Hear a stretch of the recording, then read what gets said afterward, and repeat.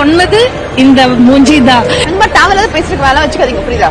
மணிமேகலை நீங்க பேசுறது டிஸ்டர்ப் ஆகுதுங்க. எதுக்கு நீங்க கத்தி கத்தி பேசுறீங்க? அவங்க பெரியாள்னு சொல்ற அவங்கள பார்த்து எனக்கு அந்த ஒரு ஃபீலும் வரல. அவங்க பயப்படுங்க பயப்படுங்க பயப்படுங்கன்றாங்க, அந்த ஃபீலும் எனக்கு. அவங்க நம்ம ஒர்க் பண்ணி நம்ம கரெக்டாக இருந்தால், நம்ம டெடிக்கேட்டடாக இருந்தால், யாரோட விஷயத்தையும் கெடுக்காம இருந்தால் நமக்கு எல்லாமே கிடைக்கும் அப்படின்னு நம்புற ஒரு பர்சன் தான். ஸோ நான் எப்படி விட்டாலும் நான் சர்வை பண்ணுறேன், எனக்கு பிரச்சனை இல்லை. பட் அவங்களுக்கு மேபி சர்வை பண்ணுறதுக்கு இதை விட்டால் வேறு வழி தெரிஞ்சிருக்காது. ஸோ அதனால மேபி அவங்க டாமினேட் பண்ணியிருந்திருக்கலாம். Hi friends, welcome to Redex media. நல்லா தானே போயிட்டு இருந்தது குக்கு வித் கோமாளி. இவங்க ரெண்டு பேருக்குள்ளே என்ன நடந்தது, என்ன ஆச்சு, ஏன் இவங்க ரெண்டு பேருக்குள்ளே கருத்து வேறுபாடாச்சு, நீயா நானா அப்படின்னு ஒரு கான்ட்ரவர்சி. நீங்கள் சோஷியல் மீடியா ஃபுல்லாக இது தான் talk. Priyanka one of the top contestant and anchor. ரொம்ப காலமாக விஜய் டிவி விடாத ஒரு குழந்தை.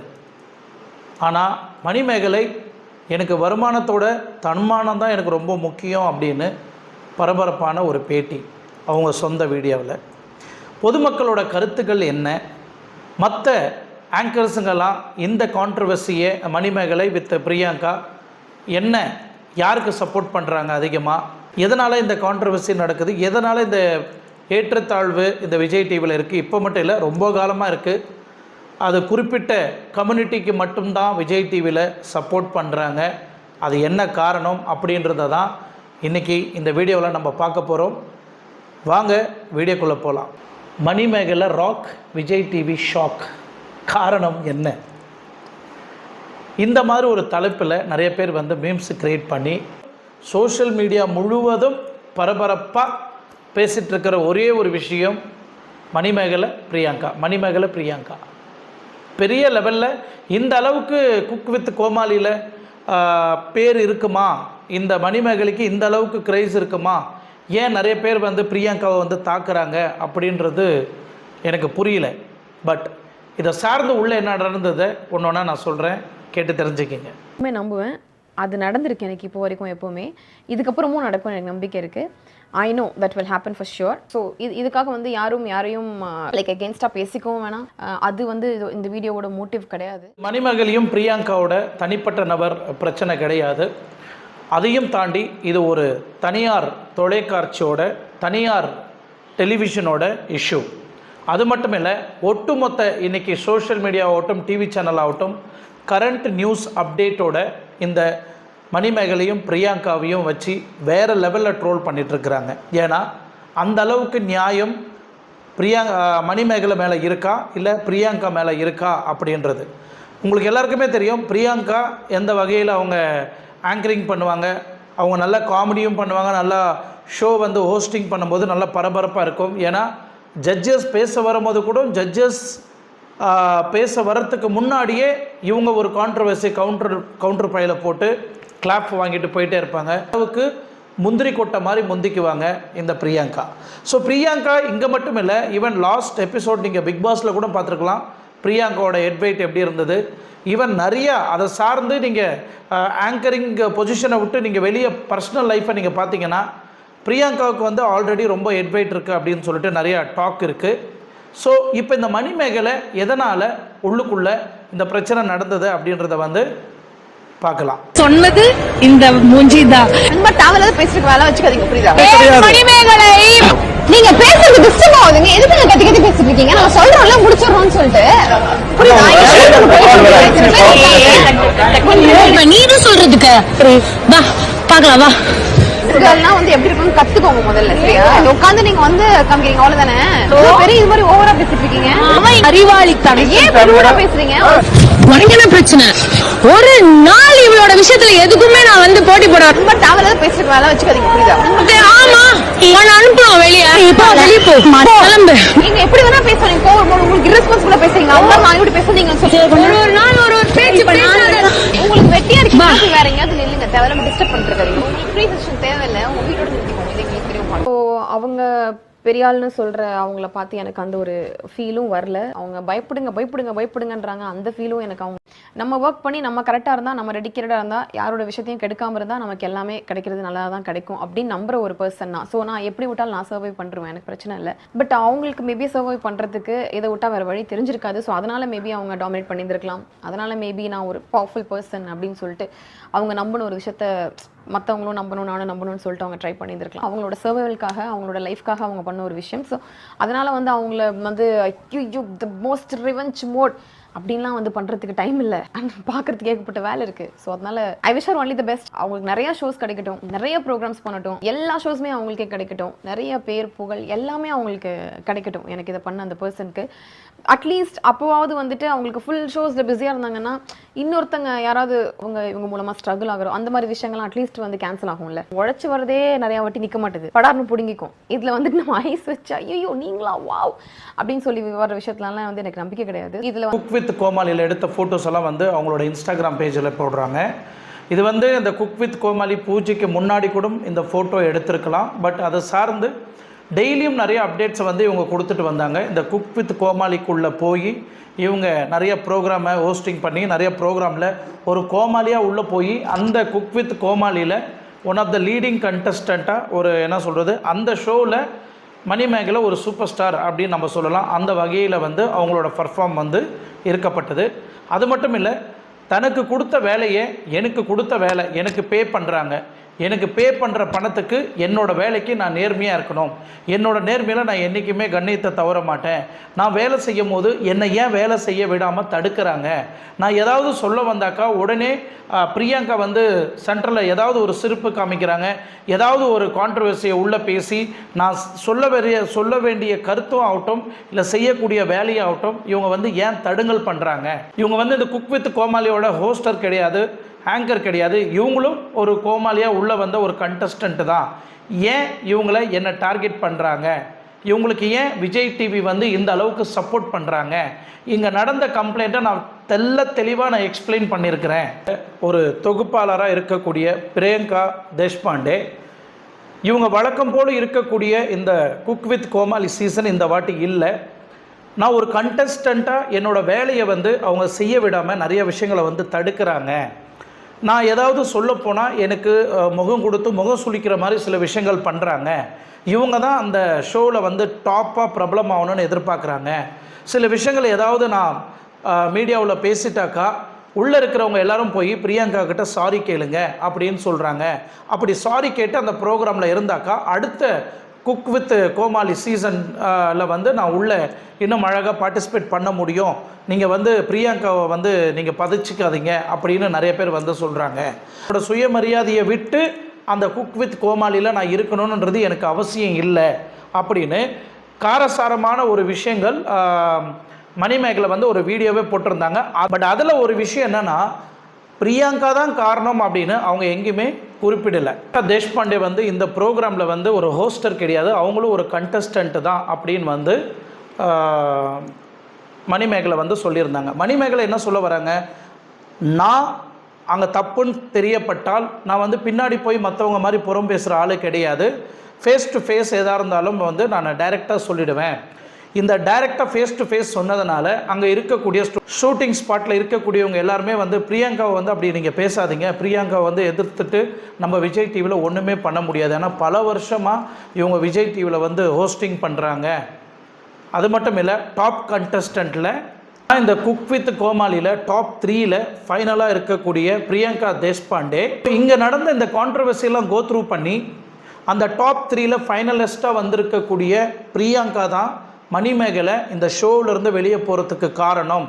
அவங்க தான் இன்டைரக்டாக வந்து இந்த பிரச்சனையை தூண்டி விட்டு இந்த அளவுக்கு பிரச்சனை ஆனது அப்படின்னு சோஷியல் மீடியாவில் இருக்கிறவங்களே கண்டுபிடிச்சிட்டாங்க. இப்போது இந்த சோஷியல் மீடியா ஃபுல்லாக வைரல் ஆனதுனால இந்த கான்ட்ரவர்சிக்கு காரணம் யாருன்னு தெளிவாக இன்றைக்கி வெளியே அம்பலமாயிருக்கு. பிரியங்கா தேஷ்பாண்டே தான் இதுக்கு முழுக்க காரணம் அப்படின்னு. இதை சார்ந்து நிறைய ஆங்கர்ஸுங்க ஆகட்டும், இல்லை நிறைய சீரியல் ஆர்டிஸ்ட்டுங்களாகட்டும், இல்லை விஜய் டிவியில் வேலை செய்யக்கூடிய நபர்கள் யாருமே ஆகட்டும், இதை சார்ந்து இன்னும் விஜய் டிவி வந்து எந்த ஒரு நடவடிக்கையும் எடுக்கப்படலை பிரியங்கா மேலே. Already Priyanka Deshpande big boss சீசன்லேயே அவங்களோட பாதி மரியாதை, ரெஸ்பெக்டு எல்லாமே சுக்குநூறாக உடைஞ்சு போச்சு. விஜய் டிவியில் ஒரு மெயின் பில்லராக செல்லை குழந்தையாக அழைக்கப்பட்ட டிடியும் இப்போது இந்த ஹோஸ்டிங் லிஸ்ட்டில் இல்லை. பாவனா, ஜாக்மின், ரம்யா இவங்க எல்லாருமே இந்த விஜய் டிவியோட பிரபல தொகுப்பாளர்கள் இவங்க வந்த ஊராகட்டும் இல்லை போன ஊராகட்டும் தெரியாமல் மறைஞ்சு போயிட்டாங்க இந்த விஜய் டிவி ஷோஸில். காரணம் யார்? இவங்க எல்லாரும் போனது, இந்த ஆங்கர்ஸுங்க எல்லாரும் மாயமானதுக்கு காரணம் யார்? இது முழுக்க காரணம் பிரியங்கா தேஷ்பாண்டே. இந்த பிரியங்கா தேஷ்பாண்டே இந்த விஜய் டிவி மேனேஜ்மெண்ட்டு கூட ஒரு நல்ல ரேப்போ இருக்குது, நல்ல அண்டர்ஸ்டாண்டிங் இருக்குது. ஏன்னா பிரியங்கானால தான் டிஆர்பி நல்லா எகிறது, நல்லா விஜய் டிவிக்கு வருமானம் அதிகமாக வருதுன்னு பிரியங்கா தேஷ்பாண்டே என்ன சொன்னாலும் விஜய் டிவி வந்து ஆமாசாமி போட்டுக்கிறாங்க. இதை சார்ந்து எவ்வளோ பெரிய திறமசாலிங்கெல்லாம் வந்து இன்றைக்கி விஜய் டிவியில் ஆங்கராக வரக்கூடிய நிறைய பேர் அவங்க வந்த இடமே தெரியாமல் இன்றைக்கி மறைஞ்சு போயிருக்கிறாங்க. அது என்ன மர்மம்னு தெரியல. ஆனால் இன்றைக்கி சோஷியல் மீடியா ஃபுல்லாக இதுக்கு முழுக்க காரணமே வந்து விஜய் டிவியில் இருக்கக்கூடிய ஆங்கர் த கிரேட் என்ன சொல், நிறைய பேர் வேறு வார்த்தைலாம் யூஸ் பண்ணுறாங்க. பிரியங்கா தான் முழுக்க காரணம்னு தெளிவாக சொல்கிறாங்க. குக் வித் கோமாளி ஷோவில் மணிமேகலை வந்து ஆங்கராக உள்ளே வராங்க. ஆங்கராக இருக்கக்கூடிய பிரியங்கா வந்து இதில் குக்காக உள்ளே வராங்க. மணிமேகலையும் பிரியங்கா வந்து அவ்வளோ லேஸ்பட்ட ஆள் கிடையாது. ஏன்னா ரெண்டு பேருமே அவங்க படிச்சுட்டு இருக்கிற அந்த காலேஜ் டைமில் இருந்தே அவங்க மீடியாக்குள்ளே டெலிவிஷனுக்குள்ளே உள்ளே வர ஆரம்பிக்கிறாங்க. இவங்க ரெண்டு பேருமே வாழ்க்கையில் பண்ணாத சாதனையும் இல்லை, படாத அசிங்கமும் இல்லை. அந்த அளவுக்கு சோதனையும் சாதனையும் எல்லாம் கடந்து இன்றைக்கி இந்த அளவுக்கு ஒரு பிரபலமான, இன்றைக்கி மக்கள் போற்றக்கூடிய வகையில், மக்கள் ஐடென்டிஃபை பண்ணக்கூடிய வகையில் இன்றைக்கி பேர் எடுத்து மேலே நிற்கிறாங்க. ஸோ இதில் ஒரே ஷோவில் ஒருத்தர் ரெண்டு பேருமே ஆங்கர். இதில் ஒருத்தர் ஆங்கர், ஒருத்தர் கண்டஸ்டண்ட்டாக இருந்தாக்கா இந்த ஷோ எந்த வகையில் பரபரப்பாக போகும்னு நீங்களே நினச்சி கூட பார்க்க முடியாத அளவுக்கு பரபரப்பாக இருக்கும். முக்கியமாக இன்றைக்கி நிறைய பேர் வந்து கமெண்ட்டில் தெரிவிக்கிறது என்னென்னா, இந்த குக் வித் கோமாளி ஷோ வந்து இந்த அளவுக்கு பிரபலமாக ஆக்கிறதுக்கு காரணம் இந்த ரெண்டு கான்ட்ரவர்சியும் உள்ளே விட்டாக்கா இது பரபரப்பாக பேசப்படும். ஏன் சில பேர் சொல்கிறாங்க, இப்போ இவங்க ரெண்டு பேரும் வேணுனே ஃபைட் பண்ணுறாங்களா, இல்லை வேணுனே ஒரு கான்ட்ரவர்சி க்ரியேட் பண்ணுறாங்களா, இந்த குக் வித் கோமாளி ஷோ இன்னும் ஹைப் ஆகணும் அப்படின்றதுக்காகவும் இது ஒரு கண்டென்ட் ஃபைட்டிங்காக கூட இருக்குமா அப்படின்றது நிறைய பேர் வந்து ஒரு சந்தேக கோணத்தில் தான் பார்க்குறாங்க. பட் உண்மையிலே அங்கே நடந்த உண்மை சம்பவம் மணிமேகலையை வந்து ரொம்ப பாதிக்கப்பட வச்சுருக்கு.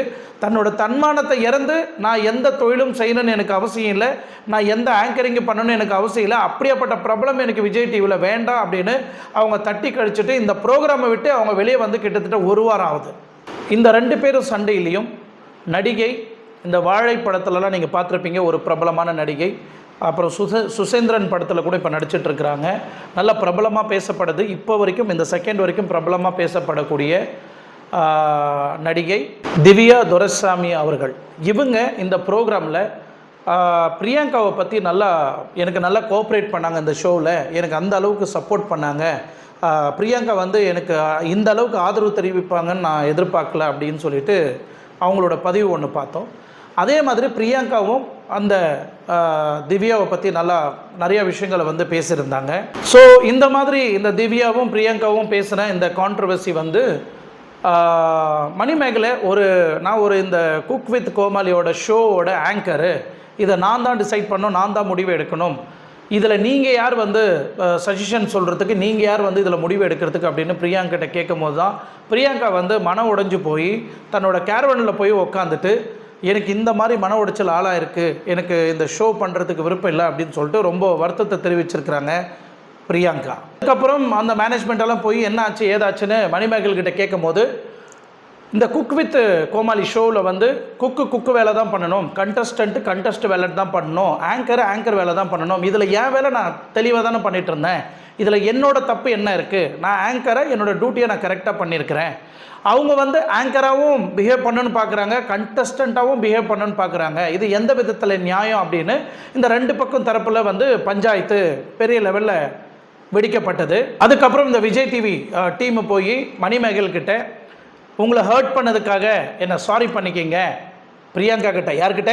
பிரியங்கா கிட்ட போயிட்டு மணிமேகலை வந்து கேட்கணுமா. ஏன்னா விஜய் டிவி நல்லா இருக்கிறதுக்காக, விஜய் டிவி நல்ல பிரபலம் ஆகிறதுக்காக, விஜய் டிவி நல்லா சம்பாதிக்கிறதுக்காக, விஜய் டிவியில் ரொம்ப பிரபலமாக ரொம்ப காலமாக ஆங்கராக இருந்த பிரியங்காவை விட்டு கொடுக்காதனால மணிமேகலை வந்து இப்போ தானே வளர்ந்து வராங்க, மணிமேகலை வந்து அவ்வளோ ஒன்றும் பிரபலம் கிடையாது.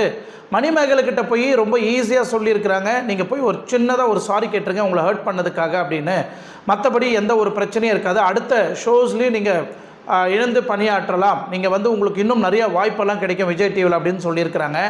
என்னோடய தன்மானத்தை நான் இழந்து எனக்கு வருமானம் வரும் அப்படின்னா அந்த மாதிரி வருமானமே எனக்கு வேண்டாம் அப்படின்னு குக் வித் கோமாளி ஷோவை வந்து ரிசைன் பண்ணிவிட்டு வெளியே வந்துட்டாங்க. ஸோ இவங்க கேட்கலன்னு ரொம்ப ஸ்டெப்பனாக இருந்தாங்க மணிமேகலை. உடனே இந்த விஜய் டிவி ப்ரோக்ராம் என்ன பண்ணியிருக்கிறாங்கன்னா, அங்கே ஒரு ஆக்டர் ரெடி பண்ணி, அங்கே ஒரு கண்டென்ட்னு சொல்லிக்கலாமே, ஒரு கண்டென்ட் மாதிரி ரெடி பண்ணி அந்த ஷோ நடக்கும் போதே ஒரு வார்த்தையில் வந்து சாரின்னு கேட்க வச்சிடலாமே அப்படின்னு சொல்லிட்டு நிறையா முயற்சி பண்ணியிருக்கிறாங்க. அந்த முயற்சியிலையும் விஜய் டிவி வந்து ஃபெயிலியர் ஆகிடுச்சு. ஏன்னா ஒரு ஆக்டுக்காக கூட நான் வந்து சாரி கேட்க மாட்டேன் அப்படின்னு மணிமேகலை வந்து தெளிவாக ஆயிட்டாங்க. சார்ந்த பிரியங்கா தரப்பில் என்ன சொல்கிறாங்கன்னா, இந்த ப்ரோக்ராமில் நிறைய கண்டஸ்டன்ட் இருக்கிறாங்க, இவங்களை எல்லாரையும் விட்டுட்டு என்னை மட்டும் ஏன் டார்கெட் பண்ணுறாங்க மணிமேகலை? நான் ஏதாவது சொன்னால் என்கிட்ட மட்டும் ஏன் கோவப்படுறாங்க? என்னை ஏன் டார்கெட் பண்ணி அவங்க பேசுகிறாங்க? அத்தனை பேர் முன்னாடி அந்த அளவுக்கு என்னை கத்தி என்னை அசிங்கப்படுத்தி இருக்கிறாங்க. இதே வேலையை நான் அவங்களுக்கு செஞ்சுருந்தாக்கா அவங்க தானே அசிங்கப்பட்டிருப்பாங்க அப்படின்னு பிரியங்கா வந்து ஒரு வாதம் வைக்கிறாங்க. மீண்டும் மீண்டும் விஜய் டிவி பிரபலங்கள், விஜய் டிவியில் இருக்கக்கூடியவங்க, கூட வேலை செய்யக்கூடிய கொலீக்ஸ் எல்லாருமே மணிமேகலை கிட்ட போயிட்டு எப்படியாவது கொஞ்சம் சாரி கேட்கறதுக்கு முயற்சி பண்ணுறாங்க. ஆனால் அவங்க ஒரு ஸ்டெப்பனாக நிற்கிறாங்க. என்னால் முடியவே முடியாது, இந்த ஷோவில் வந்து என்னால் கண்டிப்பாக சாரி கேட்க முடியாது, ஏன்னா என் மேலே எந்த தப்பும் கிடையாது, இது பண்ணுறது எல்லாம் பிரியங்கா தான் அப்படின்னு சொல்லிட்டு தெளிவாக மூக்குக்கு நேராகவே போட்டு உடைச்சிட்டாங்க. பட் நான் என்ன சொல்ல வரேன்னா, இப்போ இவங்க 2 பேரும் ஒரு ஆங்கர்ஸ் தான், விஜய் டிவியில் பணிபுரியக்கூடிய நபர்கள் தான். பட் இவங்க 2 பேருமே இவங்க விஜய் டிவி இருக்கிறான் இல்லையா, சென்டரில் விஜய் டிவின்னு ஒருத்தன் இருக்கிறான் இல்லையா, இவன் வந்து சென்டரில் அங்கே நடந்த ஒரிஜினல் ஃபுட்டேஜ் என்னன்னு சொல்லிட்டு அதை வெளியிடலாம் இல்லையா? அங்கே உண்மையிலே என்ன நடந்தது? விஜய் டிவியில் பிக் பாஸில் நடந்த நிறைய ஒரிஜினல் ஃபுட்டேஜை வச்சுக்கினே ஏமாற்றி நிறைய ஃபோர்ஜரிலாம் பண்ணாங்க. நிறைய மக்கள் வந்து கிளின்னு கிழிச்சாங்க லாஸ்ட் பிக் பாஸ் ஷோஸை வந்து. அந்த அளவுக்கு அநியாயமாக ஒரு பிக் பாஸ் ஷோ நடந்தது. அதில் ஒரிஜினல் ஃபுட்டேஜ் எல்லாம் வெளியே விட்டுருந்தாக்கா கண்டிப்பாக அதில் நியாயம் யாருது அப்படின்னு சொல்லிட்டு தெளிவாக தெரியும். இப்போ இந்த குக் வித் கோமாளின்ற ஒரு ஷோ வந்து அந்த அளவுக்கு ஒரு காமெடி கலந்த ஒரு ப்ரோக்ராமு.